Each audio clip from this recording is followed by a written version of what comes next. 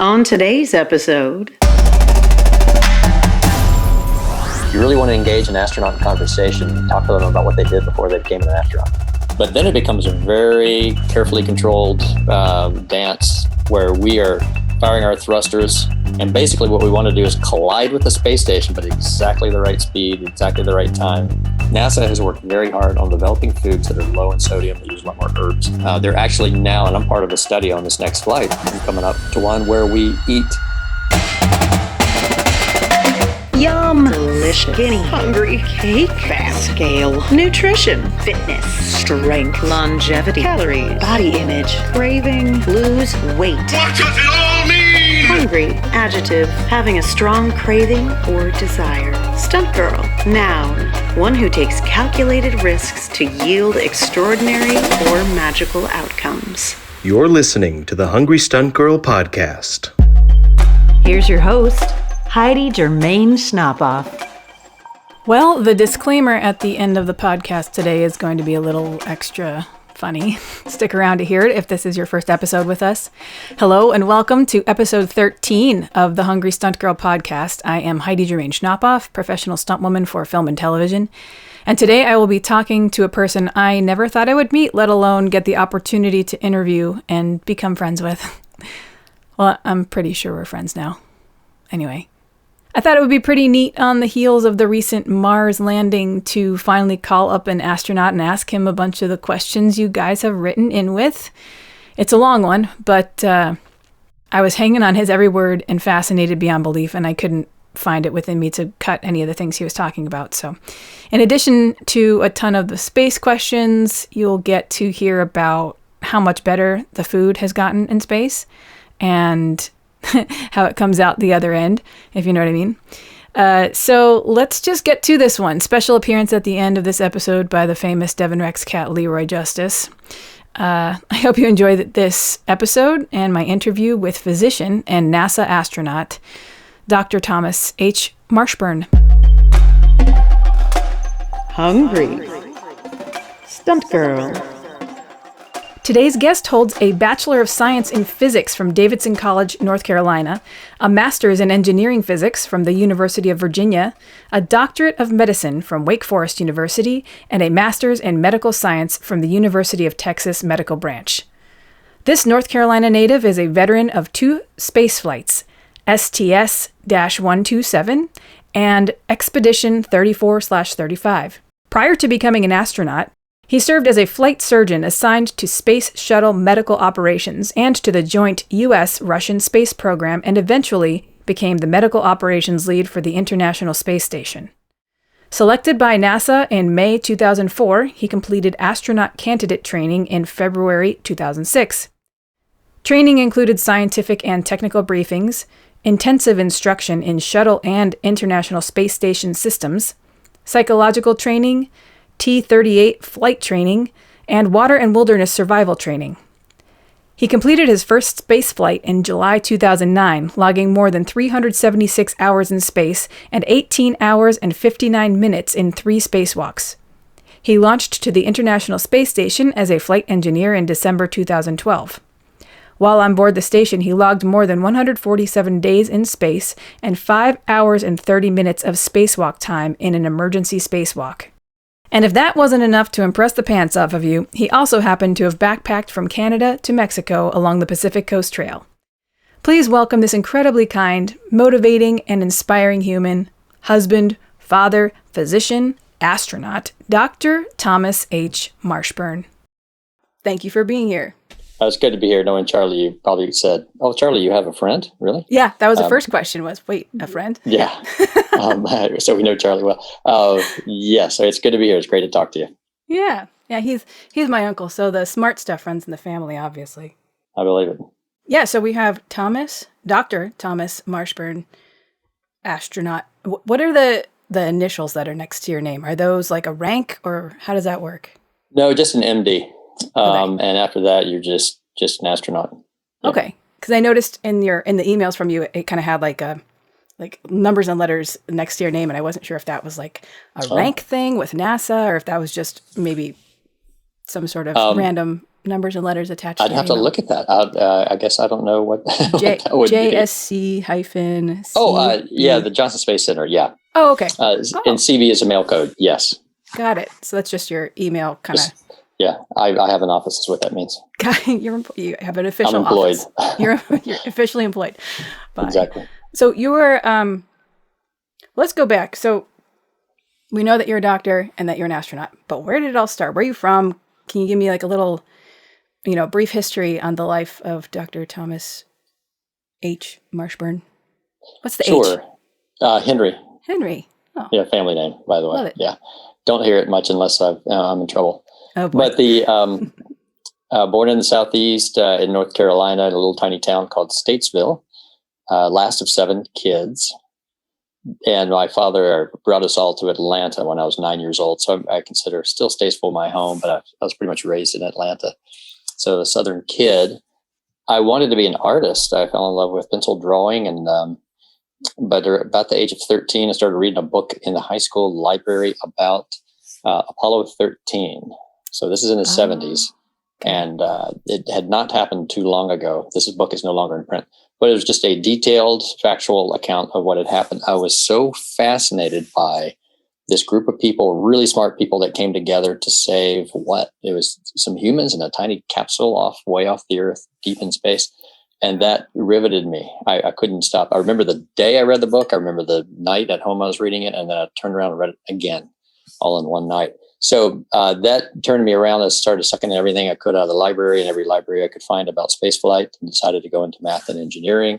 Became a physics major in college, and then graduate school in engineering at the University of Virginia. But all my friends and the conversations I was having on my off time, they were in medicine, and they were in medical school and were physicians. And I was completely fascinated by that. And so I said, I think actually medicine is what I want to do. So after my degree in engineering, I went to med school. I left there completely in love with medicine, trained in emergency medicine. And I recalled, I used to be fascinated with space. And about that time, got a letter from NASA saying that there was a new training program for physicians who were already board certified to begin training at NASA to become flight surgeons for astronauts. So I applied for that program. It was in the first year. I got it, myself and another physician, and we trained for about a year and a half. I became a flight surgeon at NASA. And while I was there during that time, I applied. I had to apply 4 times, but my 4th try, I got into the astronaut office. Wow. You applied 4 times. Within what time span? About 8 years, about 9 years. And that was in the shuttle days when they had application cycles every 2 years. Now it's about every 5. So how common is it? How many flight surgeons are there ever at one point, at one time or another?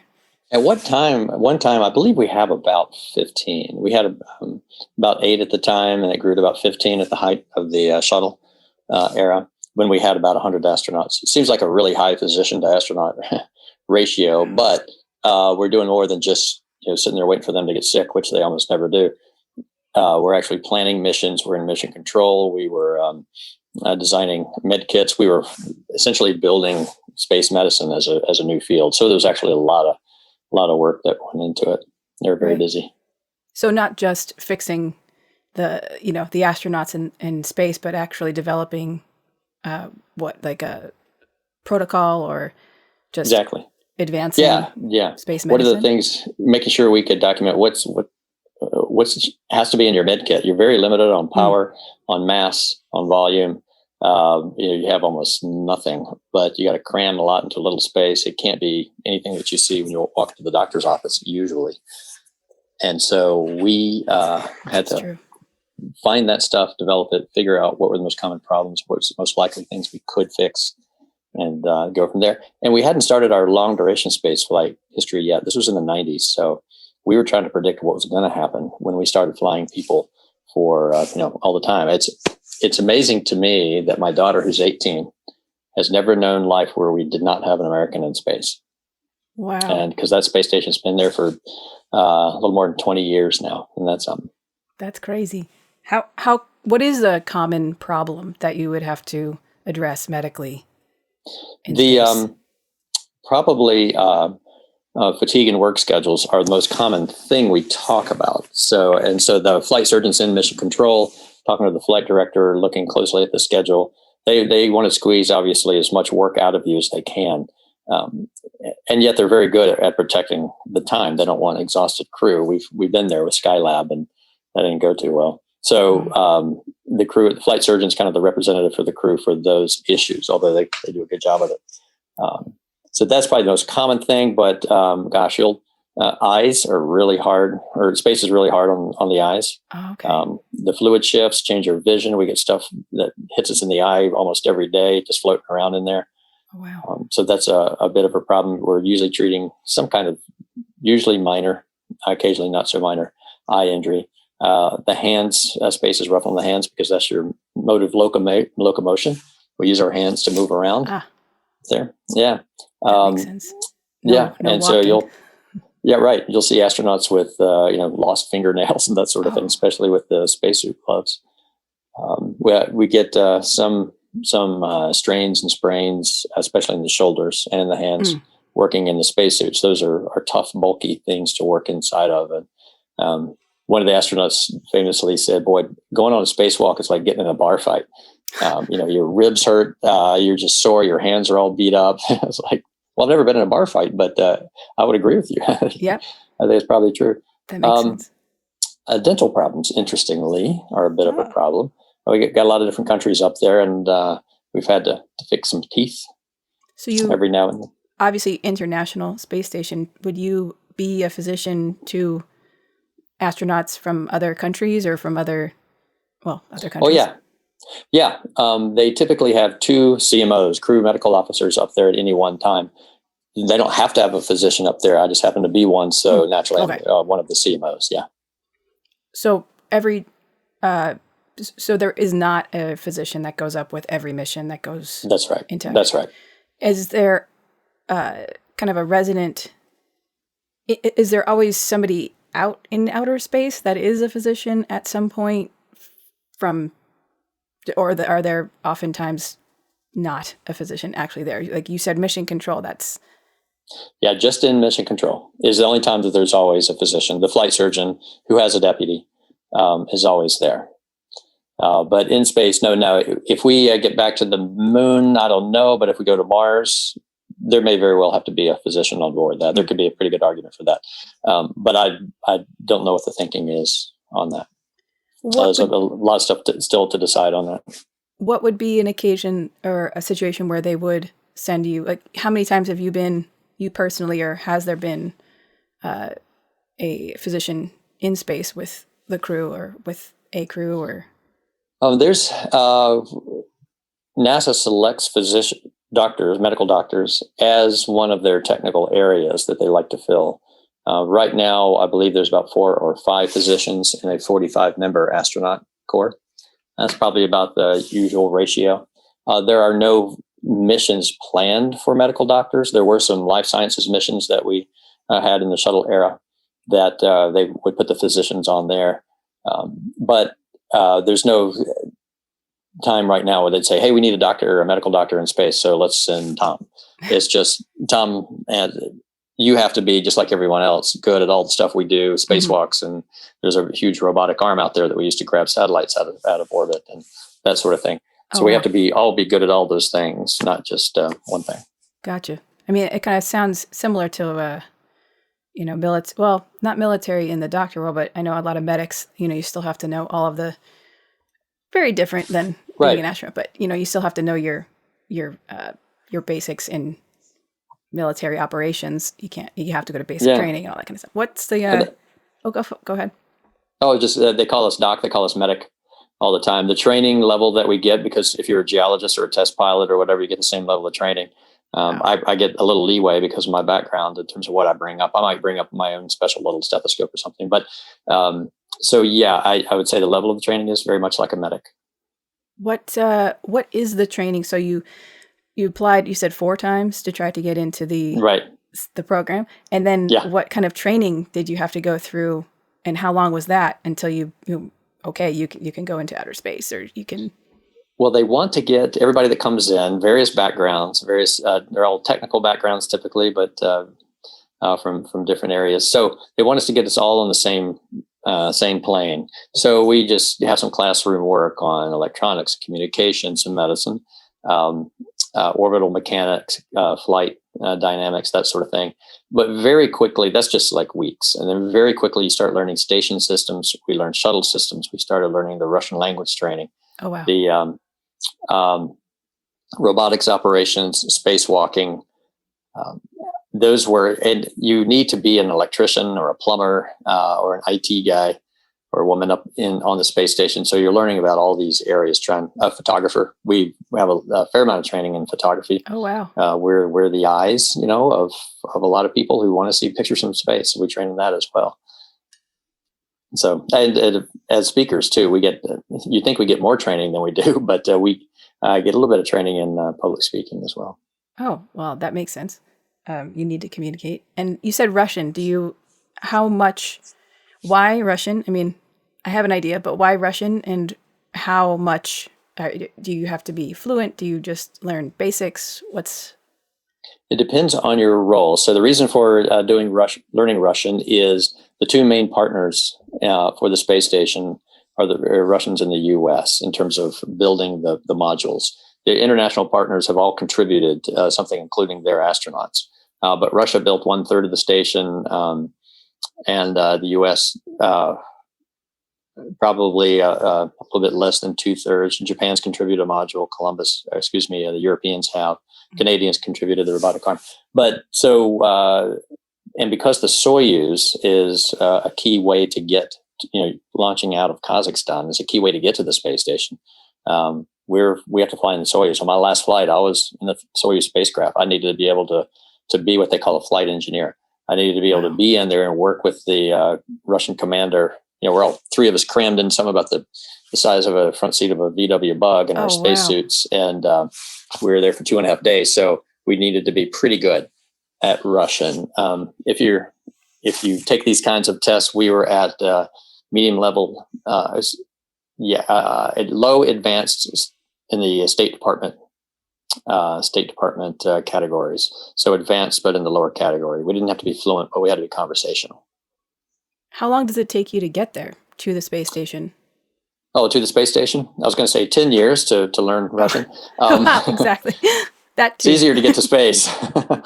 It's much easier. It takes, to get to the space station, can take as little as 6 hours, depending on the flight profile. It takes 8.5 minutes to go from 0 miles an hour, sitting on a launch pad, into low Earth orbit, about 250 miles up, traveling 17,500 miles an hour. But then it becomes a very carefully controlled dance where we are firing our thrusters. And basically what we want to do is collide with the space station, but at exactly the right speed, exactly the right time, and in the right place, because there's a little docking port there. There are these two huge metal objects that are coming together very gently to dock, so we can then seal, make a good seal, open the hatch, and fly in there. So it's very well controlled. When I flew up in the Soyuz, it took 2.5 days to do that. And nowadays, wow. Yeah. Because it was just so carefully controlled. We went to sleep and then we woke up and got the engines going again and kept flying up to it. The Dragon capsule can take 6 hours or 12 hours. And now the Russians are down to where they can take about 6 hours to get there as well. Wowee. This is a question that a bunch of people have asked. Going to the bathroom. Yeah. How's that No work? one has ever asked that question before. Really? No, it's fascinating. I'm still searching for the words after all these years. Wow. So if you were to open the stall, and it's a stall, there's 2 of them, 3 really, one on the Russian side, 2 in the U.S. Open up the stall and you look in there and you go, that looks kind of like a bathroom, like a little primitive bathroom. It doesn't have this big wide seat that you can sit on because there's no reason to have anything to sit on. Right. But it's a kind of a diameter. It's like a coffee can. Wide orifice. There you go. Okay. That's probably where I'm supposed to do my business. But there's also a hose that comes off to the side with a funnel on it. So we have 2 places, one for the Russians have a different word for it. It's really funny. What they call it the Malinki and the Bolshoi, which is the little or the big. Oh my! And we call it number 1 or number 2. Yep. And so number 1 goes in the funnel. Number 2 goes into the little coffee can looking thing. So airflow replaces gravity. Okay. So you turn on, it's a loud thing. You turn it on, you hear a big, the shuttle, it sounds like a jet engine. Fortunately, it's not that loud on the station. And air starts coming in the funnel, coming through the coffee can. So you position yourself and you kind of dock yourself to the top of the coffee can and do your business. So like a vacuum, kind of like it just sucks. Yeah, it's actually very gentle. They're really more to control the odor, and it does a great job. Because and I can get really disgusting if you want, but the semi-solid dynamics of doing that mean that you kind of have to coax it along. You can't rely on airflow for everything. So you get good at it. The first time, you're not that good at it. And after you spend about 2 hours cleaning up, the learning curve is very steep. And the next time you can do it. So you get to where you can just hop in, hop out in minutes. You get really good at it. Oh, but that bathroom was clean. I would have eaten a meal in there. It's the cleanest bathroom I've ever been in. Because we strive very hard to not tick off our crewmates and to have a clean bathroom. Leave it cleaner than when you found it. Yeah, I'd imagine that's the case. And so we get very good at that. So interestingly, for women, it's slightly different, and we have a new toilet up there now. Just arrived in the past year. For the first time, believe it or not, women's anatomy is taken into consideration. With some features that make it easier for women to be able to use it. They were able to use it before, but they kept saying it's kind of inconvenient, but it takes about a decade to build a new toilet. So finally it's up there. Yeah, to design it and test it and all that stuff. And that's on the space station, or is it on the vessel, or what like, because you're in how long are you in the vessel itself before you dock? So you said that was 2.5 days? It could be, it could be, and if you have an engine problem, it could be a day and a half to 2.5 days. So if you have to go while you're on there, what do you do? Right. They call it, you do. And so they have a more primitive version of what I just described to you. Yet more primitive version. A little bit more like what I just described, but you use Ziplocs to contain it. Oh, geez. As kind of, I know. So we typically don't want to go in the little one. The Russian version of it, the technologies are different. It's fascinating, and I could talk about it for hours. But the Russians have a little thing. It's almost like riding a little tiny broomstick with a coffee can attached to it. I know. So we learned how to use that, and fortunately, I've never had to use the little small capsule, the Dragon capsule, or the Soyuz bathroom. Do you prep for that? Go as much as you can before we go on the trip, honey. Yeah, not stopping. There are, believe me, yeah. Even to the point of not eating any solids for a couple of days before going up there, because you'd rather not have to use that. So, but then once you get on station, then it's actually quite pleasant just hovering there. Then you fuel up, right? What's the food look like? Or food. Yeah. The food is awesome. I love space food. Really? I'm a backpacker, and I love backpacking food. So if you go through your grocery store aisles, don't go around the periphery. So stay away from anything fresh or dairy or fresh meat. The opposite of what people tell you. Right. Look at the canned stuff. And that would be typically what you might find. Now, the problem with that, NASA's known this for a while, is that they're very high in sodium, fat as well, but they're really worried about the sodium. We age physically, our bodies, our bones and muscles go through an accelerated aging process of atrophy. And the amount of sodium that's in store food, pre-prepared food, kind of makes that even worse. So NASA has worked very hard on developing foods that are low in sodium. They use a lot more herbs. They're actually now, and I'm part of a study on this next flight, I'm coming up to one where we eat non-red meat proteins. There's a lot of fish, a lot of soybean. Oh, wow. We're going to give that a try and see if that helps as well. So I found variety is the key. So I've got a little bit of Russian. I've got a little bit of US. We have a European crew member, so that gives me the opportunity to have a little bit of European, which is awesome. A little bit of duck, nice. And that kind of thing. Stuff I'd never find in a can in the grocery store. But they work very hard to prepare. They prepare the foods in the Johnson Space Center, either freeze dried or thermostabilized. So it's basically a metal envelope that you're eating out of.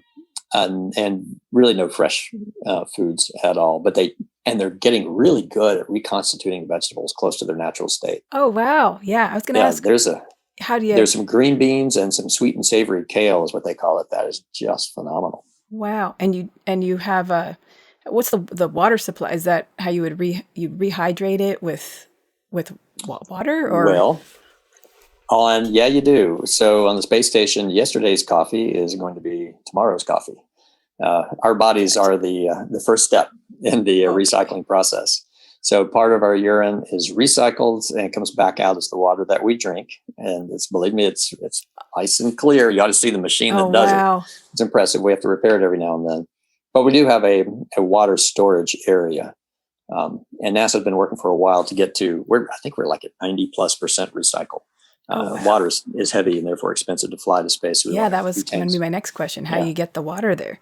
Right. So we had to fly it on the shuttle. But since then, we haven't had to fly too much. We have several types of cargo vehicles that come up with just stuff in it. And occasionally there's water in there. But interestingly, it takes our sweat as well. All the humidity in the atmosphere, it collects all that and sends it to the water reclamation system. And you're saying atmosphere. Do you mean just the atmosphere within where you be? Yeah. Inside the space station, it's just like here, nitrogen, oxygen, about 14.7 pounds per square inch. So atmospheric pressure on the Earth. That's the pressure inside the space station. One of my listeners, I'm going to ask his question now because it's totally relevant. Jared from New Jersey wanted to know how exercise happens. And he said, I'd imagine it would be resistance bands and you just made your point before of, your locomotion, your way of moving around is with your hands because of zero gravity. Like how do you exercise? Is it, I'd assume that, you said muscle atrophy also is a big deal up there. So what do you guys do? Yeah. So it is a cornerstone of our activity every day is to get exercise in. We are scheduled for about an hour and a half every day. One module has a few exercise devices in it. We have a cycle ergometer that doesn't have a seat. It looks like a stationary bike, but without a seat. Oh, wow. You don't need it. Right. That is really tough. They put you through, it's like a spin training class like you've never had. Wow. We're just sweating and working like crazy. I wonder how that is. Well, part of the reason is because your heart doesn't have to pump against a gravity column anymore to keep blood up in your head. Oh. It kind of slows down. And interestingly, the nerves that control your blood vessels that constrict them when you stand up, they get kind of atrophied too. So what this does, the reason why we do that is to keep the heart and the cardiovascular system really strong.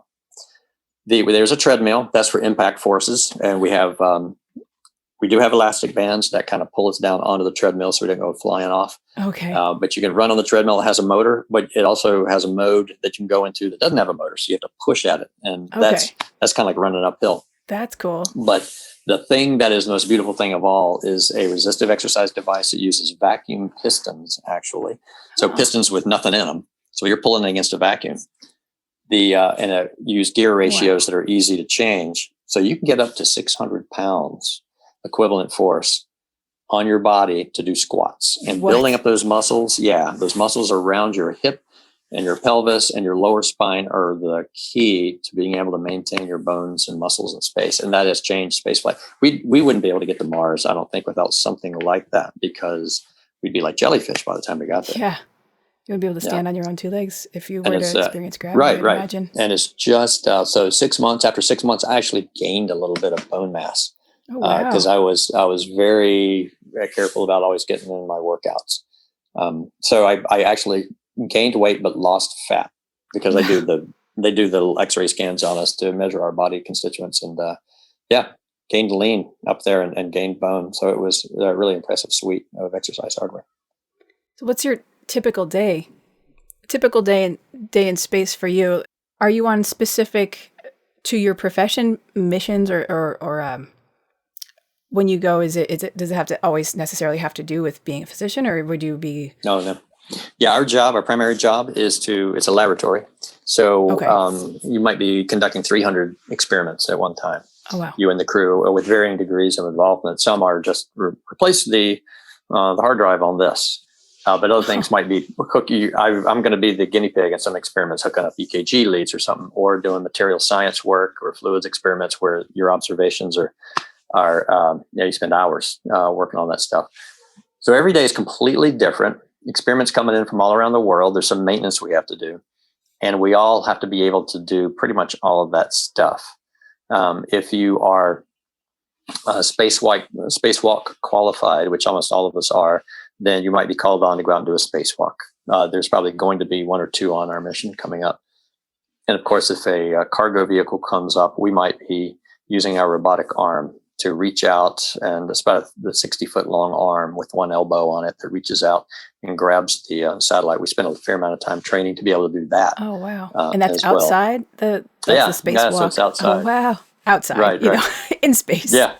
Well, yeah, also they use the arm. A spacewalker might plug their feet into the end of the arm so you can fly them over to another part of the space station if they have to carry something very, very heavy. Right. So flying something heavy obviously would still be weightless, but getting it from one place to another. I'd imagine it's the mass. It's the mass. Right. So you got to get it going. Once you got it going, you're fine. But then you have to stop. You stop it. Yeah, I was going to say that. How do you stop it? Right. Wow. So with spacewalking, you can feel it too. You start moving. We train in a big pool that's about 40 feet deep in spacesuits, or just like the ones we use in space. The best training ever for going into space. But the viscosity of the water makes it as hard to get going in the pool during training here on Earth.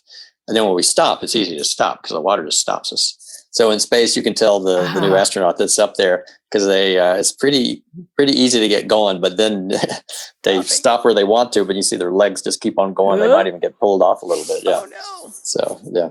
Have you ever had any scary close calls where I'm assuming a lot of people have seen a bunch of movies about being in space and getting thrown off their tethered line and going off into space, Yeah, so scary, yes.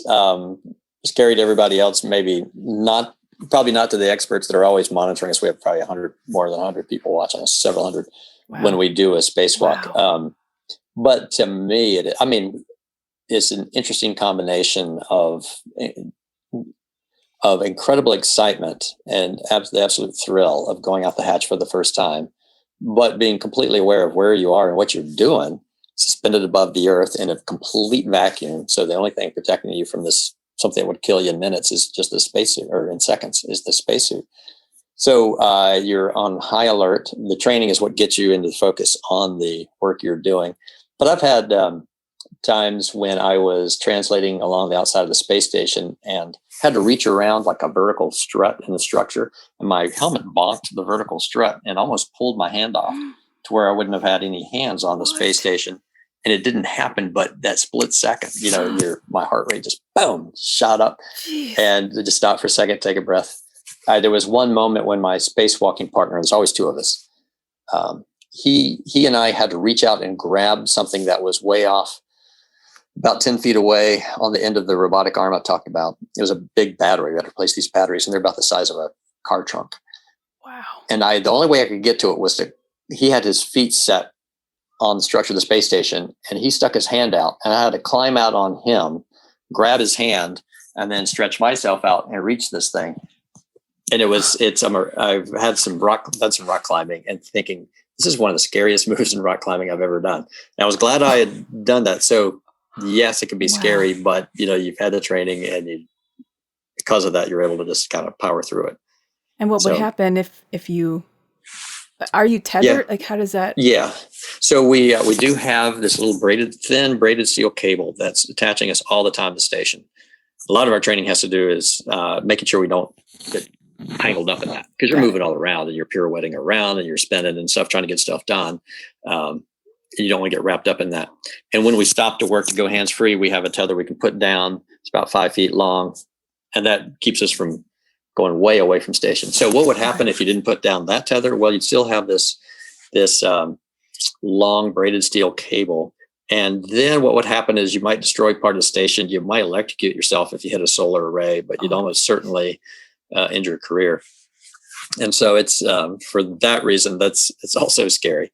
Now, actually, if that broke, we do have a little jetpack, and we train also to fly back like Buck Rogers, just kind of pull out a little control system and fly ourselves back to the space station if that broke. Wow. But that's kind of a last resort. Absolutely. Last resort. Interestingly, the Russians do not have that little braided steel tether. They just have the 2 tethers on them. So if they didn't put it down right, they're gone. Oh, I no. know. That's so they're very focused when they go out and they have a different system and they do a spacewalk on their side. They've helped us out and we've helped them out before. But I can't imagine using the Russian system. But that's what they do, and that's what we had to do when we didn't have the shuttle anymore because we don't have anything to go off and get somebody. If you come off, you're just that's it. But then what happens? Then you're just lost in space? Yeah. You just be floating away. You have a little antenna, if the the spacesuit is a little micro spaceship and we can talk to the ground. We have a little antenna in our helmet. So you probably be able to talk to people. Probably the carbon dioxide scrubbing capability would go out first. That'd be the first thing to go. Maybe the oxygen supply. Not quite sure which would go first. But that's what would happen. This is kind of, I have to ask this just because I personally have this morbid question, but what if that were to happen and you knew you were a goner, would you just allow that to kind of run out or is it... Oh, yeah. Well, you wouldn't have a choice. Of course we think about it, but it's never in our training. And so I imagine I'd want to talk to certain people because I knew I wasn't getting back. Right. And I would know that I would die of hypoxia or hypercarbia, too much CO2. And that's not such a bad way to go. You just get either sleepy and somnolent. Your heart rate may go up if it's hypercarbia. And you'd be in orbit for quite a while before your body eventually came down. It might be months before your body comes back and re-enters into the Earth. But it would most likely, or it wouldn't just most likely, yeah. There are very few, very rarefied atmospheres, not even an atmosphere, but just enough molecules to slow you down a little bit. So over time, everything slowly gets drawn back to Earth. And so then eventually as you get further down, you get into the upper atmosphere, then you fall straight down and you become a shooting star. Has that happened? To anybody? No.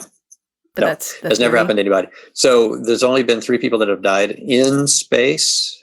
Depending on how you define space, so the Russians tragically lost 3 when their capsule opened up to the vacuum of space right as they were re-entering. And nobody knew it until after they had landed. It was their first ever space station crew in the 70s. And they opened the hatch on the ground after they had landed and found all 3 had died. Of course, we had Columbia. And that was very, very high up in the atmosphere during re-entry when the wing broke off and the crew cabin opened up and they were immediately killed. Challenger was it was lower down, but still in the high reaches of the atmosphere when it broke up. So those have been the deaths that have occurred. Apollo 1 was on the ground. Challenger was also on re-entry? Which no, that was on launch. That was on launch. Okay, right. That's what I thought. Right. And it was Challenger and then, of course, Columbia that NASA and the country said, space shuttle is just too dangerous. We're going to retire it. Wonderful engineering machine. Unbelievable, but just too dangerous. Wow. What was, refresh everyone's memory, what's the cause of what caused it to go wrong?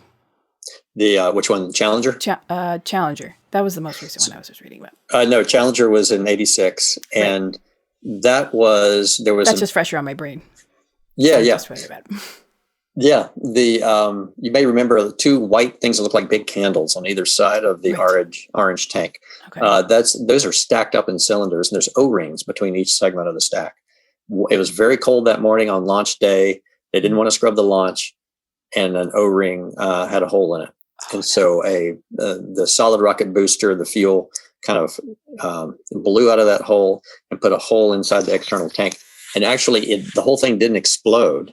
But what happened was suddenly the fuel was lost and the aerodynamic forces at that moment of launch caused everything to collapse on itself. Oh, wow. And still intact was the crew capsule, which went spinning off, but probably at rates that there was no way the crew could have survived even that spin.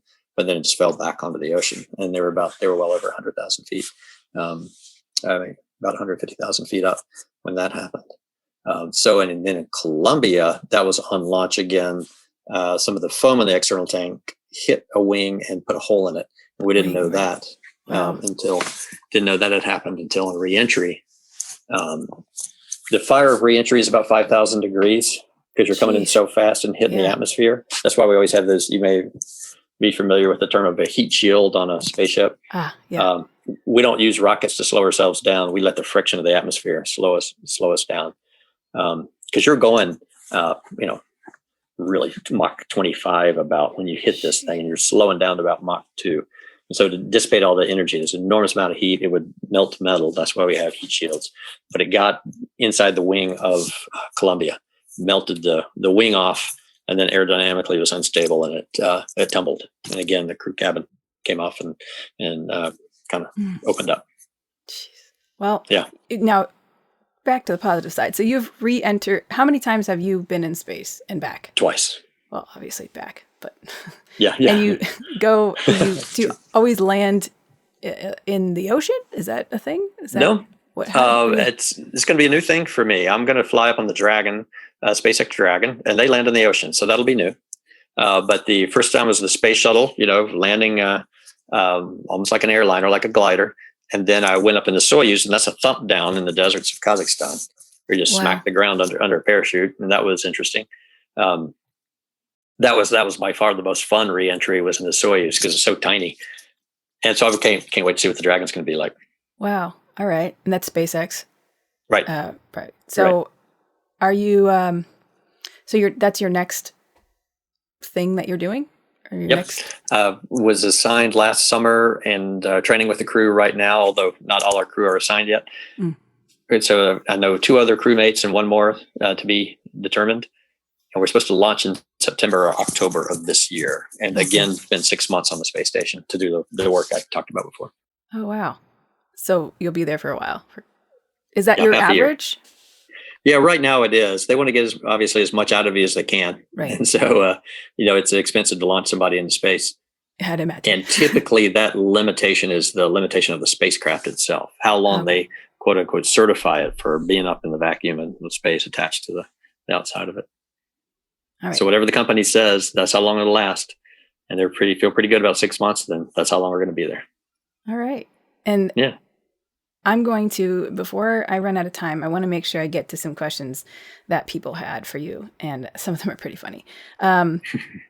Well, Kyle from Philadelphia actually asked, what's it like to poop in space? And I think you've thoroughly answered that question.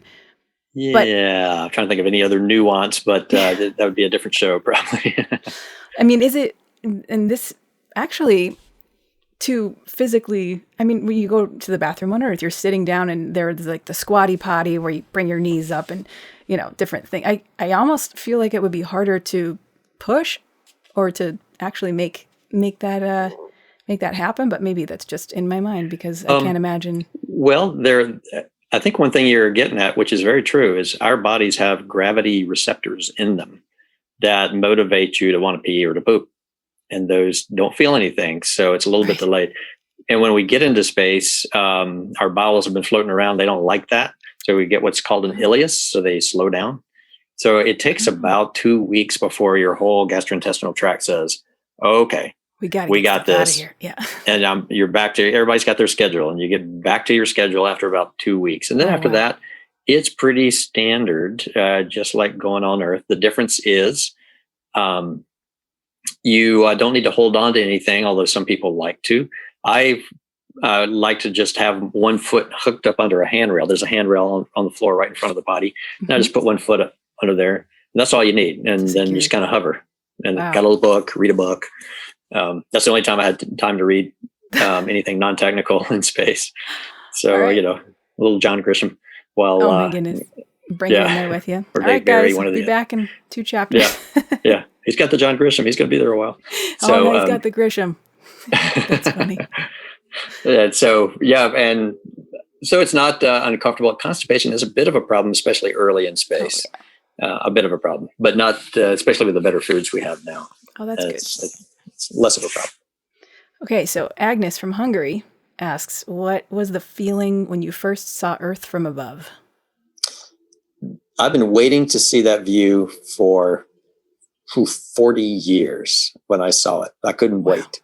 So my first view, I was in the middeck of the space shuttle. I floated over the window as soon as we got there and I got out of my seat. It was completely black. We were over Europe at night. Couldn't see a thing. So I went to work and then I looked out and you could see a bright ribbon, like neon blue, light blue of the atmosphere as the sun was behind it, coming through the atmosphere. I'll never forget that view.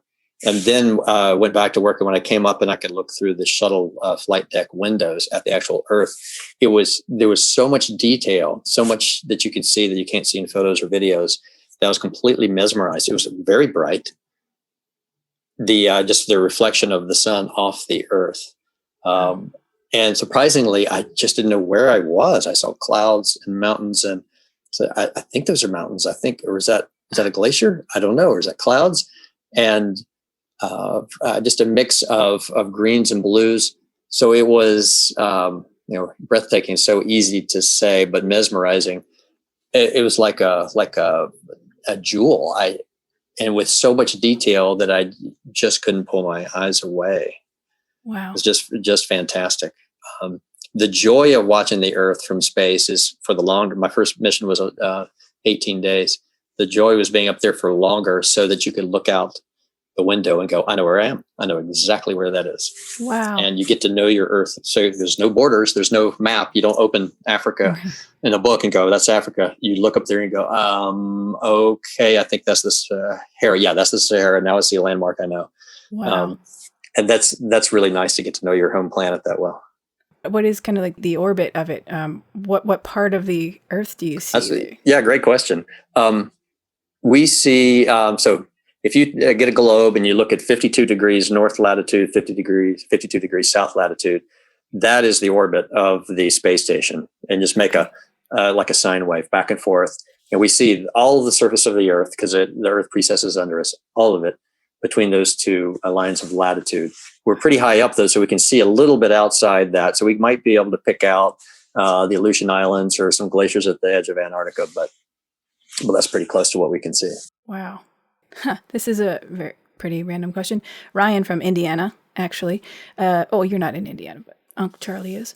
Ryan from Indiana asks, do you pack your own nail clippers for a stay on the International Space Station, or are there ones up there that you use? He asked because that's the first thing he packs when he goes on a trip. Interesting. Yes, you pack your own. So you go into a room with an expert who says, we're going to decide what you need in space. And of course, everybody needs a toothbrush, toothpaste, probably floss. And you get your own, and they resupply as well. So you're going to get more of that. But you bring up your own little set, and you pick out your nail clippers.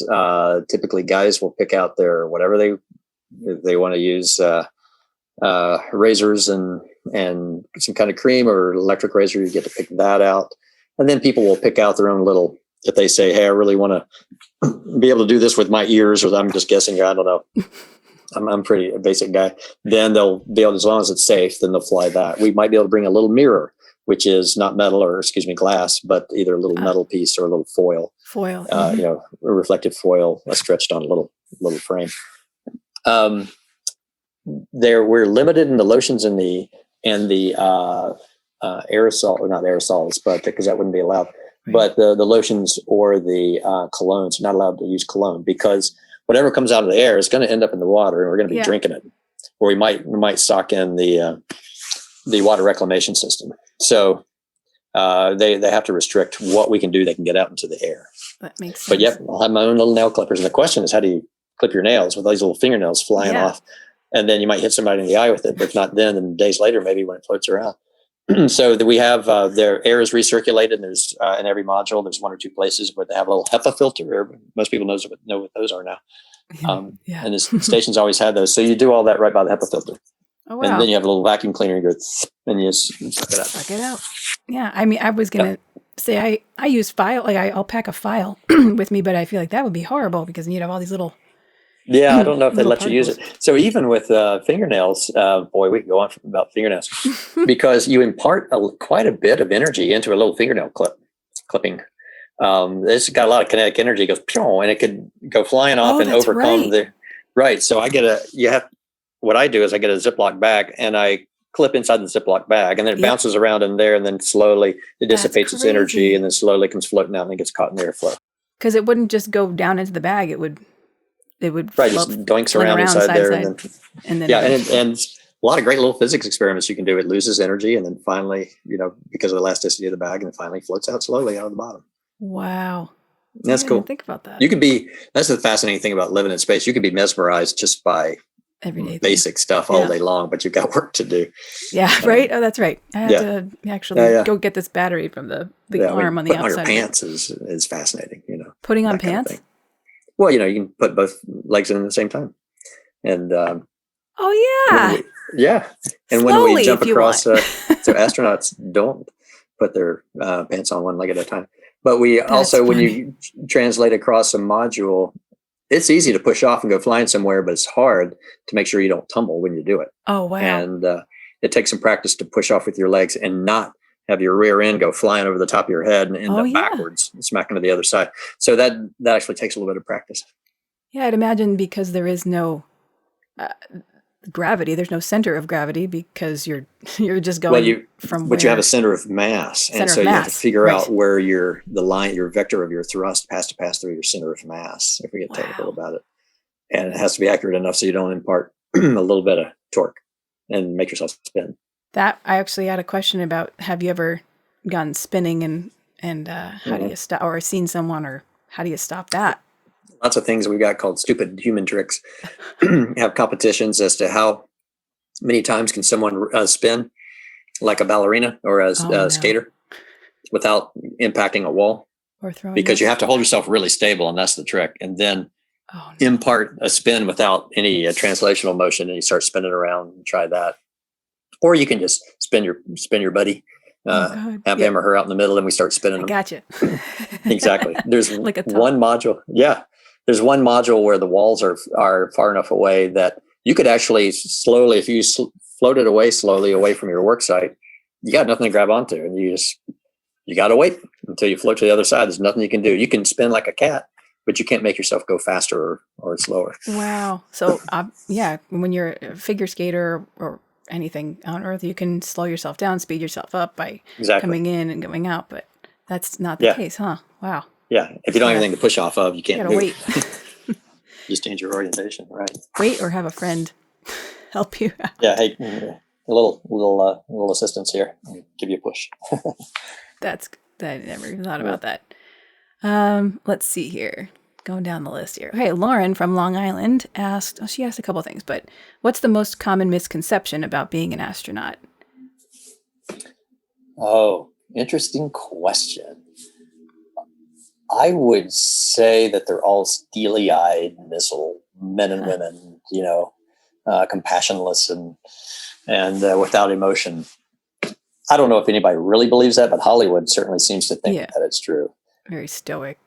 Right. And while when push comes to shove, I think everybody demonstrates that. I have one of my greatest joys. I'm almost certainly will never write a book, but if I did, it would be about the people and just how wonderful as a physician and an astronaut, and having been at NASA for so long, I love the people and all their different backgrounds, what they love to do. If you really want to engage an astronaut in conversation, talk to them about what they did before they became an astronaut, because they love it. That's crazy. And I know there's a veterinarian who would tag polar bears, and he'd talk about there's a polar bear running at me from. And then in the Congo. It was all kinds of stuff. There's a woman, Jessica Meir. Look her up sometime. She raised a flock of geese all by herself. They imprinted on her so she could train them to fly in a wind tunnel, so she could do physiologic experiments on these Himalayan geese that fly over 18,000 foot Himalayan passes and understand how can their physiology do that? How do they do it? So, the kinds of things that astronauts have done, and they're so curious and so imaginative. I love those stories. Yep. They love to cook. They love to read. They've all just about all have some little hobby that might surprise you a little bit. Yeah, I'd imagine. Yeah. You'd have to have something. That's what I love, even so some of the test pilots definitely are, the tough people in there, but, when they're talking about their dog, their cat, their kids, it's really heartwarming. I love it. Get all soft. They do a lot of them have children and families and. Oh yeah. There's a number that come in without that. And I was married, but had no child. And let's see. I became an astronaut 2 years after I had my daughter. Mm-hmm. That's probably the toughest thing about being an astronaut is being away from the family. How much time is dedicated to it. My wife is a physician, and she became a physician like found out she'd gotten into med school the day after I got into the astronaut office. Oh, wow. So we had two really intense careers, and there's a lot of juggling, but all worked out. So it's in NASA, while they demand a lot of us, they are family first. And I can say that because I had to stop an entire simulation with 100 people in mission control, my crewmates, weeks before launch, critical simulation. I said, the daycare ran out of diapers. I got to go. I got to get diapers. And they said, Tom, family first, go get the diapers. And so I ran out Oh, there, my goodness. brought diapers to daycare, came back in to finish up the sim. So it's, wow. If something happens to somebody, everybody comes together and helps them out because they know that we commit a lot. To the mission. Yeah. I bet that just adds to the morale and that adds to the quality of your work if you know and you feel like you're being taken care of and cared about, Right. That's the point. And they know the sacrifices are huge, especially for people that have to go to Russia. I had to train as a backup crew member for 2 flights. I didn't fly on those in 2018. I made 22 trips over the Atlantic over an 11-month. Is that right? About an 11-month period, trying to get all the training in that I needed to support these other missions. And so they know we commit a lot, and they try to take care of us. Right. It's a very delicate and intricate thing you got to do out there. It's a lot of sacrifice. All right, let's see. Let's take another one here. We have Harrison from Pennsylvania asks, do you think we will be able to colonize other planets in the foreseeable future? Define foreseeable. Yes, I do think we'll be able to. Elon Musk wants to do it with SpaceX, wants to get to Mars with people and start that. That's their goal. If you walk into the SpaceX headquarters, you will see posters that look like vacation, the old style vacation posters that make you think this is going to become a vacation spot. That is their goal. Wow. NASA wants to go to Mars. People want to be able to do that. So I think it's inevitable if we are to survive as a species that we'll do it. It's a political will that prevents us, not a technical limitation. I get it. It's expensive. So there's going to be a lot of risk in those first few missions for sure. Mm-hmm. But absolutely possible. As a matter, and I really do think it's inevitable. It's a famous quote said by a former astronaut. A single planet species is destined for extinction. So we're going to have to one day. Single planet species. Yeah. Destined for extinction. And we are a single planet species. Yeah. What are the mental, Colin from New Jersey wanted to know, what are the mental techniques and practices you use to keep a peaceful and focused mind when in space in close quarters for an extended period of time? Oh, that's a great question. Something I'm learning about more and more. I have a couple of elite athlete friends who are astronauts. I'm not one of those athletes, but and they employ a lot of techniques that athletes use. I don't know if it's called meditation, but it certainly is mental preparation of going through motions, getting yourself ready for something. It's calming to feel like you're totally prepared for the day. And if the day doesn't go right, it's because the hardware didn't cooperate with you. So it's that's one of my main ways is to prepare for the next day, which is a form of meditation. When we do plan for a spacewalk, I will actually sit there, close my eyes, and my family laughs at me sometimes, but I'm actually moving my hands and going through every step of it. And then I get to a point and go, wow, I have no idea what I'm going to do at this point. So I can go back and then try a different technique. Oh, okay, this is what would work. So a lot of hours spent doing that. Some of the operations we do with that robotic arm, we're making very fine movements with our hands that are so precise. If you're not totally in the zone, then you'll make a mistake. So do a lot of mental preparation for that and some calming. Maybe even have a little song that I like that's very lilting and peaceful in the background. So if I can actually keep that song going, that means I'm in the zone. Nice. I'm able to keep on going. And then finally, for me, it's the family. I think about my family, especially if I'm on travel, thinking about them, what they're doing at the time. And I don't know if that's people would all agree that that's what they do, but that's my technique. I think people do very similar things. Some people play Sudoku or crossword puzzles or something like that. Keep your mind kind of. Yeah. One of my EVA partners, if we had a huge day that day, he'd do a Sudoku puzzle in the morning. Yeah. Nice. Get focused. Yeah. Let's see. That was a good one. Oh, Mark from Pennsylvania asked, does space really smell like steak? Is that a thing? That's great. Somebody said that. It might have been me. Although people have talked about it, I thought it smelled like bacon. Really? So, but what that really is, because there's nothing to sniff in the vacuum of space. When we had people go out and do spacewalks, they come inside the airlock, and if I wasn't on the spacewalk, I was there to open the hatch, to pull them out of the little airlock and pull them into the rest of the station, to start helping them get off their suits and stuff. And they carry with them an odor. First of all, they're cold. Their suits and the metal on there are almost so cold you can't touch them, which is fascinating. But you pull them in there, and what we think it is in a vacuum, the material of the suit and the metal off gases a little bit. Little molecules are popping off. And I think that's what we're smelling. Okay. The actual materials and that mix of materials, I thought it smelled like bacon. That's crazy. So, yeah, I didn't even know that was a thing, but apparently it's been said that it smells like steak. I have no idea. Yes. And that's a true statement. Let's see. Oh, this is fun. You've always got to get back to the food, don't you? I do. Well, I do. Yeah. Good segue there. Awesome.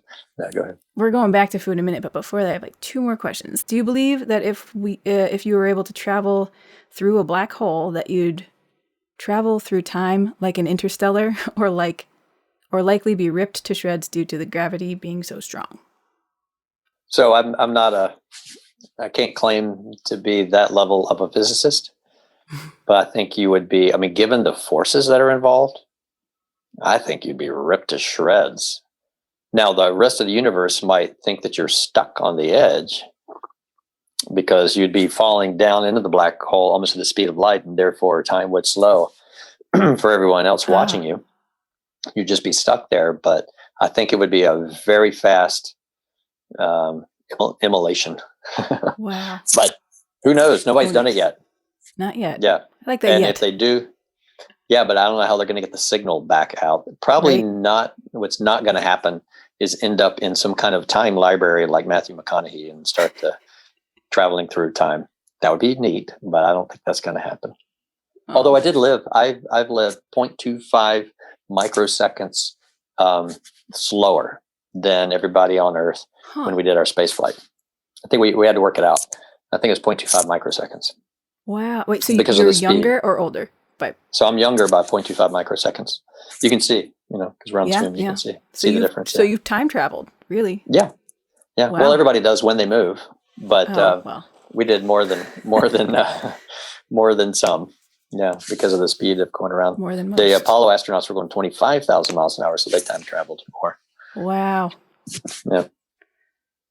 They have the speed record still. Oh, really? Apollo? Yeah. Falling back down into the Earth from the moon. They were going 25,000 miles an hour. Oh, wow. Okay. Daniela from Utah, she wants to know, what's the best life advice you have received? Oh, the best life advice I've ever received. Here's one. Now, there's family, and then there's your self, and then there's work. And for work, the best advice we got was from an astronaut who was kind of giving us advice because we're brand new astronauts. Mm-hmm. And she said, everybody is good at something and nobody is good at everything. Yes. And I thought from a work standpoint, and we work in teams, I thought that was great. That for me, that kind of summed it up. That is a great, just overall piece of life advice right there. But that you learned that in your career from someone in your field, that's incredible. Yeah. Being a stunt person and doing movies and are there, that's Lauren as well. Lauren from Long Island. She wanted to know, do you have a favorite space movie, and are there movies featuring astronauts that drive actual astronauts crazy, either because of inaccuracies or things that people think of NASA because of them? So Apollo 13 would be the favorite. Engineers at NASA actually counted all the mistakes they made, which was a compliment. The fact that they could had a limited list. Oh yeah. So there's still some Hollywood in there, but I really liked it. So that's my favorite. That's great. And that was Ron Howard, and he was talking about how he wanted it to be, he had people there that would do the jobs and was trying to make, I mean, I just, listening to him talk about it and how he really wanted to nail as much of the, to be as accurate and nail as much of it as he could, I thought was interesting. So I wanted to hear your take on that too. And the other end of the spectrum, though, one of the movies that got me interested in space, just as an idea, not as a profession for me, was 2001, The Space Odyssey. Oh yeah. And it's way out there, but I was emotionally enraptured by that, because of the wonder of space. The idea of Mm-hmm. Right. And I think actually Stanley Kubrick captured the astronaut personality, at least on display. That's cool. By those two astronauts on their way to Jupiter, I think it was, in the movie. I do like Gravity, not because that's one that drives people crazy from a technical standpoint. Just because it's too bad. It's for all the visuals, which are incredibly exciting, and that's why I love it. There's some physics in there. You go, why? Why do that? And so that was frustrating. Don't ever go with a NASA engineer to see Gravity. They'll start going, oh, come on. Oh, no. Right at the very beginning. Yeah. That's the one with Sandra Bullock? Oops. Yes. Yeah. So were you not able to enjoy that because of the inaccuracies? Oh, I loved it. Okay. No, I loved it because I just love the visuals. I love the art of movie making. And obviously the director knew what he was doing because he said, I don't care if it's not accurate. This is what works for me and for the movie. I want to tell. Yeah. Right. Interstellar, a lot of people really love that. They had an astronaut helping out with advising on that. So that was fascinating as well. And The Martian, the book, I think was just fantastic. I wish I had written that. That book and that idea might really change people's minds, in my opinion, about how accessible Mars really is. Wow. So you I really think recommend that's a possibility of colonizing on that planet? NASA's plan is to fly people to Mars in the 2030s. Wow. Now that's going to be, a small crew there and back again, but that's the first step, right? Just like when we came to North America, go there and come back, and then start colonizing. So we're going to do some round trips to Mars. Wow. Don't know if it'll be the 2030s, but that's the plan. At least for trained professionals, not civilians. Right. Yeah. Right. Unless a private company like SpaceX gets there and then buy a ticket. Yeah. Right? Yep. Right. Wow. I literally have an infinite amount of questions, but I do want to get to some food stuff here. First of all, Skylab. I wrote that down earlier because you mentioned it, and I unfortunately don't know what Skylab is. Yeah. Isn't that something? A lot of people don't. So we went to the moon. We came back, wanted to continue the space program, and they canceled the Apollo program after Apollo 17. So just too expensive. We'd done that. We've been there. And so what NASA figured out is we could use one of the stages of the Saturn V rocket, hollow it out, and put a space station inside of that and launch that into Earth orbit. At that time, we figured we had, quote unquote, beaten the Russians to the moon and therefore won the space race. But during that whole time, they had a series of space stations called Salyut, and they were getting very good at long duration space flight. When you talk to a Russian, they go, no, we won the space race because we learned how to do long duration space flight first. And they held all the long duration records. So the U.S. put up Skylab. It was in early 1970s. We flew 3 crews there. It was a beautiful space station. It was big. If you come down to Houston and go to Space Center Houston, they actually have the training mock-up. Gives you an idea about how huge this thing was. Oh, wow. It's like the inside of a silo, if you've ever been inside a silo. And I have actually been inside a silo. I've had cornmeal dumped on me, and as part of a stunt, I was stuck in a silo, and they were pouring seeds. Oh my gosh! Yeah. Anyway, random. Well, of course you have. Yeah. So imagine being weightless. Wow. While that happens, and being able to bounce around inside there. So the longest any one of those cruises was up there was 3 months. So our record was 3 months before we started flying Americans to the Mir space station, and that was in the 90s. When I became a flight surgeon. So that's what Skylab was. And then it, under Reagan, I think it was, where it fell out of orbit and burned up, coming back to Earth. So have you had to perform surgery in space? No. I never have. It's been done for little cuts. Mm. That's the most we've ever done. Okay. Never. So, and we don't think we would actually do, operating table, blue dressing, sterile, all that stuff, because stuff's floating around too much. And the air is, air is dirtier too, because all the stuff on the floor in an operating room is floating around in the air, in space. So, first of all, try not to fly people you think you might have to do surgery on later on. I still have my appendix. If we go to Mars, they might have to take that out. Just to make sure.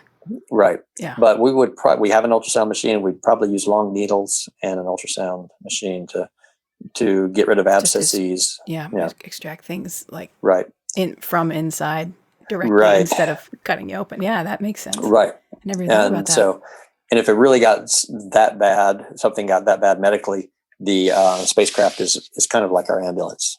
We could get back in like 36 hours on the Earth. Got it. Just hit, contact the Earth in 36 hours. Then you got to get somebody to the hospital. So that'd be a tough decision to make. But the main goal is to not get there. And we probably won't ever do the whole open surgery type of surgery. Right. In space. Oh, wow.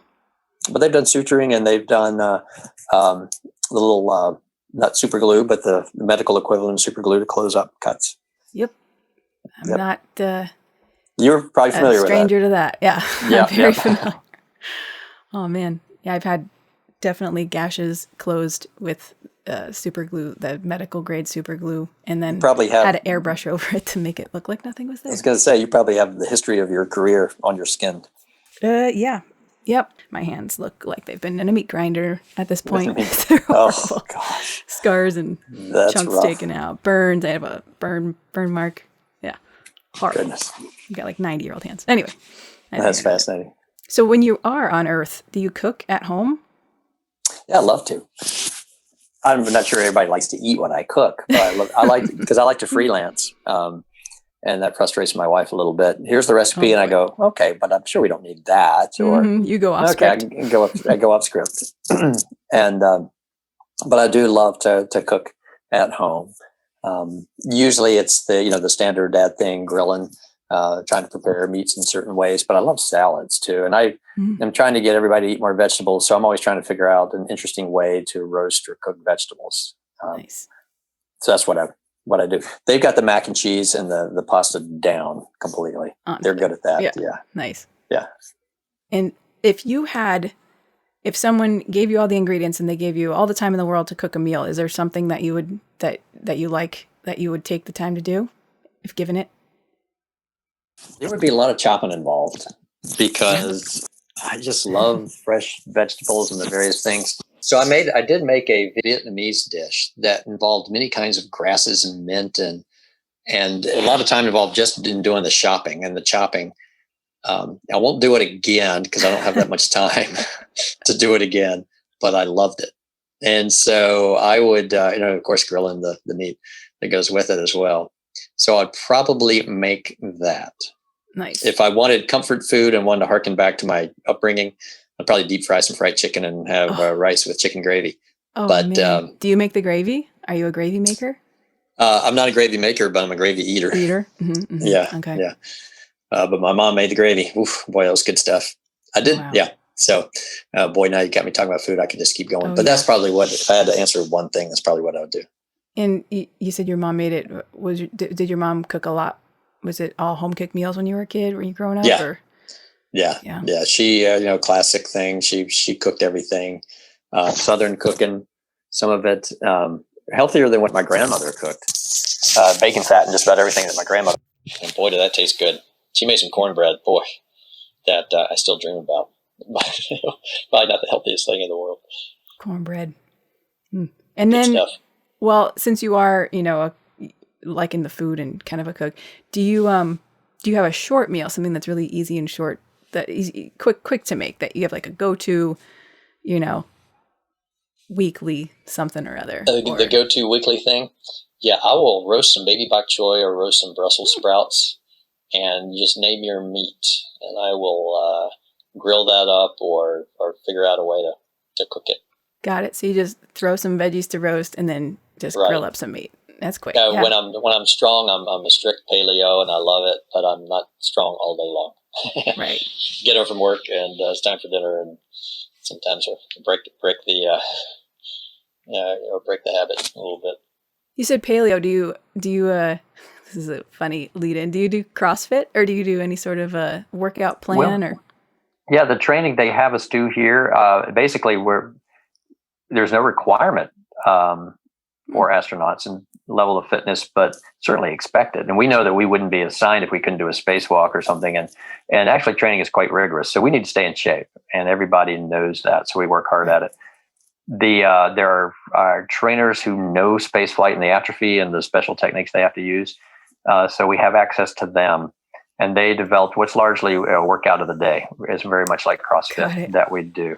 So high intensity interval training and deadlifts. That's my thing. That sounds about right. High intensity interval training was pretty much what you'd be kind of doing. You're out there having to short bursts. Well, it's efficient too. In 30 minutes, you can get a lot done. And I'm not a runner anymore because I just don't want to pound my knees that much. But swim, bike, and workouts of the day, and resistive exercise. The deadlifts and the squats are really important to get ready for space too. Prior to going up there, but right. I love it. Yeah, because your technique has to be just right. The muscles need to be ready to support. You have to put on your back your body weight as well as the weight you're lifting, right? Because otherwise you wouldn't be lifting your body weight. So you have to get better than that in space. So it's really hard on the shoulders. Everything's sitting on them. Yeah, I'd imagine in space. Yeah, and you don't have. I'd imagine you wouldn't be able to be one to get car sick or have any sort of inner ear thing to do that. That's actually not a very good predictor of whether somebody gets sick in space. Yeah, it's not. That's space flight sickness, which is a real thing. There are test pilots that get it, but it goes away after a couple of days, so it's not a big deal. On the long term, it's a really big deal if you got it bad when you get into space. I get Earth sick when I get back. I don't do too well getting my Earth legs back again, right? But how long does that take you? Depending on the system you're talking about, I'm green and on my back for like the first 30 minutes. Get some fluids in me, and I can stand up. I'm strong because of the workouts. But my inner ear is tumbling, and the horizon. I move my head, and the horizon looks like an ocean wave. Wow! And I start swaying, and I can get to where I can just walk a straight line with minimal assistance in a couple of hours. I can't turn a corner unless I stop, shuffle my feet and then do that. So if I try to turn a corner in a hallway in our rehab center, when you get back, I'll just ricochet off the far wall. Oh my goodness. How long do you stay in the rehab center when you? Usually if you have somebody at home, I had my wife at home to help me out, then they'll let you go home in like 24 hours. Okay. But they keep you there for 24 hours just to... About that, yeah. Usually because they've conducted so many experiments on you, then they want to finish up those experiments. Got it. For their purposes. They just want to study you. Right. But it's a good idea to be careful. To be wise. But the ultimate test is to drive. And so typically at about 2 to 3 weeks, certainly within a month, you're back to normal. Oh, wow. And you can drive and whip your head around to look in the other lane before you change lanes, that sort of thing. That's probably the hardest test there is. Interestingly, though, the sensation of being space is gone after about 10 days. And especially when you turn off the lights and lie down and go to sleep, you feel like you're getting smashed into the bed. Yeah, that's right. And you don't know why. You feel like I felt like a bug stuck on a wall on a ventilator fan or something. And it was just the strangest feeling. I thought I was on the wall, just stuck there. And trying to get up and move around without the light on can be a bit dangerous. Wow. So, more than disorienting. And, it's already disorienting to me, and I've never stepped foot off the earth. So yeah, you can't you can't rely on your inner ear at all for a while there. Yeah. I bet what about I'm going back to this question, and I'm going to get hell for it, but the first time you go to the bathroom back on Earth, I'd imagine. No problem. It's fine. Yeah. It's a little bit boring actually, but nothing changes. The funny thing about it though, for two things in space, you've been training for space, you've been in space 6 months, and you've had to collect a lot of urine for experiments. And all the space toilets I know of, when you're done using the urine thing, you got to let it run for about 30 seconds before you turn the fan off to make sure all the urine gets sucked in there. You don't leave any on the outside. Mm-hmm. So I would, for about a month after I got back, I'd use the bathroom and then I'd sit there and wait and go, wait a minute, I don't have to do that anymore. I don't have to wait. I don't have to wait. I can just flash. Oh, that's right. That's Or funny. I'd start to go and go, wait, does anybody want this? Oh, Am I supposed to be peeing into a cup? Oh, wait, no. That's all done. I don't have to do that anymore. So, Oh, that no. flash for about 2 seconds, you go, oh, I just messed up an experiment. No, I'm good. Oh, wait, no, I don't have to do that. Yeah. Oh, that's so crazy. Why would anyone want this? But yeah, there were people that did. Checking back on my notes of people that asked questions. And of course, the first one on my list is from my mom. And she wanted to know, how do the stars look out there? How do the stars look? I would say that if you go to a place far from cities, and I remember being in South Dakota once, looking up at the night sky and seeing how brilliant it is. That is very close, actually, to what it looks like in space. Now, the big difference, and it's a big difference, is that the stars don't twinkle. They're little actual dots of light, and the planets are little tiny discs of light. Wow. And because they don't twinkle, my first impression, you get a lot of sensations that come from your brainstem when you're in space, what your body has been used to all along, either evolutionarily or your own life experience. And so when I was on a spacewalk, I looked and I saw the Milky Way, and the first thing I thought of, because they weren't twinkling, I thought, those are lights on the ocean, and there's a bunch of ocean liners out there because they're not twinkling. Oh wait, no, that's for a split second, that's kind of what I thought about. Just like when one of my crewmates flew over inside of the space station, flew from behind me and went by me. There's nothing on Earth that moves like that except like a fish or maybe like a panther in a jungle that would move that silently by you. And just for like a split second, just terrified me. Like, what is that? Oh, it's my crewmate. Yeah. So those kind of, it's neat what humans relate back to their ancestry. And it's kind of in our brainstem, and it's how we react to these really novel situations. Wow. But that's what it looks like. It's interesting to hear you describe things and then to relate to movies and their interpretation of how to show kind of what you can see and what, what you said. You even described looking at Earth as being something that can't be translated in a video or a photograph in some ways. In many ways, yeah. I guess we'll have screens someday that can do that. And a lot of the high definition TV is probably getting there, but it's different to see it. One of the unique aspects is if it's morning on the Earth and I get up and it's like 10 o'clock at night for us, for some reason I look at the Earth and I go, wow, it's morning. And you don't look out the window unless it's nighttime at Earth if you want to go to bed anytime soon. Wow. Because the part of me, my circadian rhythm will go, oh, it's morning. Right. It's the quality of the light or something. Yeah. In the morning, I have blackout curtains and I open the curtain, and it's not until that sunlight hits the room that I'm awake. And if I'm working overnight, I definitely have to have those closed or I will not be sleeping. So that's insane. Yeah. And so the windows are they, I can't even imagine what they would be made of. I'm sure are they quartz tinted because of I'm sure that the light is just. Well, the UV, they have UV filters on them, so you can't see that, fortunately. It's clear. But they're quartz. I believe. Yeah, I think it's very, very crystal. It's a very, very fine crystal. And if you didn't have the UV there, you would be sunburned on your eyes and your face within seconds. I mean, literally just seconds. So that's there. So you can look out, and each window is about 1.5 times the size of a nice big computer screen. And there's 7 windows that are put together in a dome. And that's the biggest window on station. It's called the cupola. And you can go up and poke your head up in there. And that is the favorite place to observe the Earth. How often do you get to do that? I mean, I know you're working up there, so. Now, rarely our work leads us to it. We have Earth-based observations that we have to do, take photographs of floods or fires or certain geologic formations.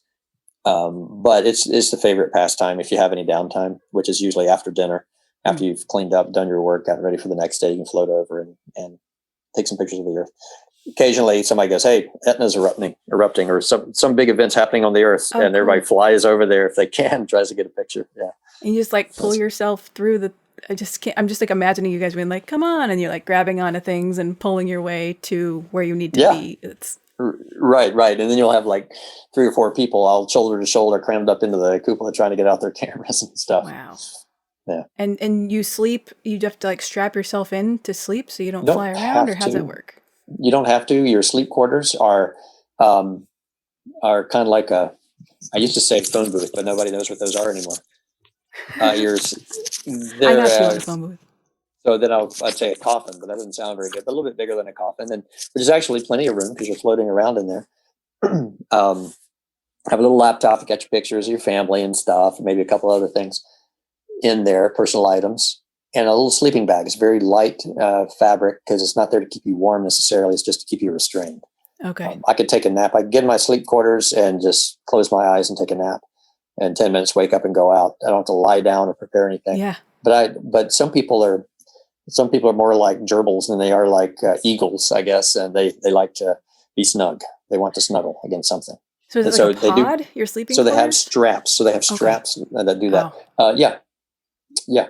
It's this rectangular prism. Yeah. And you and climb no inside lights them. and. Oh yeah, you got lights. Okay. We have little lamps up there. Of course, you got your laptop screen, and the walls are for sound suppression. Okay. As well, so they're up against a hard aluminum metal, but they're just a thin, soft material. So they're very effective. They're great places to sleep. I love it. The first few nights you're in space, though, if you ever have had a dream where you're falling and it woke you up, that's what happens over and over again your first few nights in space because you are falling and your body doesn't touch anything. You keep jerking yourself awake, but then you get used to it. And some of the best sleep I've ever had. Does that goes away after a while? Yeah, after about 3 or 4 days, at least for me, it did. Yeah. Wowie. So you were asking about dessert? Are you a dessert person? Ice cream? You sound very healthy. I love it so much. And so I try to avoid it. So in space, for some reason, some of it is so sweet. Some of the desserts there's a lemon curd cake that it's like, wow, man, I just needed like a few bites and a big glass of milk or something with it. It was so sweet. And yet they supply you with so much of it. So I usually, we have a standard menu that we have to repeat every 12 days. And that's just to be able to get food up there without too much planning and be too crazy trying to accommodate everybody's desires. But having said that, they still send up boxes of what you want as long as it's allowed by them. So not a lot of crumbs or things like that. So not a lot of crackers and chips. It's not going to go. But so I would fly meats and extra vegetables in my extra food containers. Typically not desserts. I'm trying to think. The sweetest thing would be like regular peanut butter, which has some sugar in it. I think, chocolate too. Chocolate. I love chocolate. I just can't do it. I never got tired of chocolate after 6 months. What about ice cream here on Earth? You have a favorite? Oh, I love it. But so I don't buy it because I love it so much. Seriously. That's my, I don't know. It seems to be the question I ask everyone because I feel like that's. Yeah. I ate a half gallon once in one sitting. So I was backpacking and came up to a half gallon of ice cream and just ate the whole thing. Oh my god! And ever since then, I know what I'm capable of doing if I see ice cream, so I try to avoid it. Well, all right, Leroy. I guess that means we're near the end because he's woken. The beast has awoken, has been awakened from his nap. He's a good boy. He is a good boy. All right, Leroy. Well, thank you. This was amazing. I'm sure I could take you to dinner and ask you a bunch of other questions, but this was great. Great questions from everybody. I love talking to you. I can keep going as well. So. Oh man. Well, now you don't have like a social media, you don't have thing that people can like learn about you, or is that? Well, I've got there's the standard NASA bio. I am on Instagram, but I haven't started posting to it yet. I had a Twitter account on my last flight, and I need to get in to start posting to that. And so you post what? That's a silly question, I think. What? Maybe it's not a silly question. Can you post, like, is there internet? I mean, you have communications. You're literally near satellites. Yeah. Yeah, exactly. But to your point, that actually took a while to get to where we have, it drops out fairly frequently, but when I was up there last time, they would put up packets. And so you would, if you happen to be there, when a packet was happening, you would get email and you could send email, but otherwise you'd have to wait. Right now it's pretty close to 24. So do you have a handle and if people wanted to like follow it? Yes. Astro Marshburn is my Twitter handle, but again, my last post was a long time ago. I need to get started on that again. My wife and daughter keep pounding on me. I was waiting until I got assigned again, but I'm assigned now. So I wanted to have something spacey to talk about, so All right. I could do it again. Yeah. Well, cool that you have that. So, what was it? Astro Marshburn. Yes. That's awesome. We're on Twitter and Instagram. I'd have to look that up, actually. Oh, cool. Well, I'll send you some Pittston ketchup because that's my favorite. Oh gosh, it's my favorite ketchup in the world, and it's healthy. All the ingredients are really. This isn't an ad for it. I'm gonna probably boost them later, but it really is like the ingredients are just super simple, and it's made from my people in my hometown. So. Oh, nice! I love ketchup, and hey, maybe we'll fly some up there on space. That would be awesome. I'm sure they would be. What's the hometown? It's Pittston is where it's made, but I mean, I'm from Kingston. The guy who owns it is in 40 Fort Worth. It's just within a couple of miles of Pittston, and it's called Pittston. I have to tell you. Can I tell you one food story? Yeah. From space, it actually became somewhat legendary in the food group here. I was floating on the space station over our. It's kind of like an attic. It's one module is dedicated to supplies, and it's our resupply area, and all the food is in there. And the commander, Chris Hadfield, a Canadian astronaut, he went, "What?" He shouted, and I went, "What?" And I went flying down in there, and he was holding something the size of a hubcap. It was huge, and it was a fruitcake. And he said, "How did this get in here?" And we're still asking ourselves, who flew a fruitcake? It might have been me because I wanted a Christmas dinner, and somebody put this fruitcake in there. It was huge, and fruitcake. We're all going, "Who likes fruitcake?"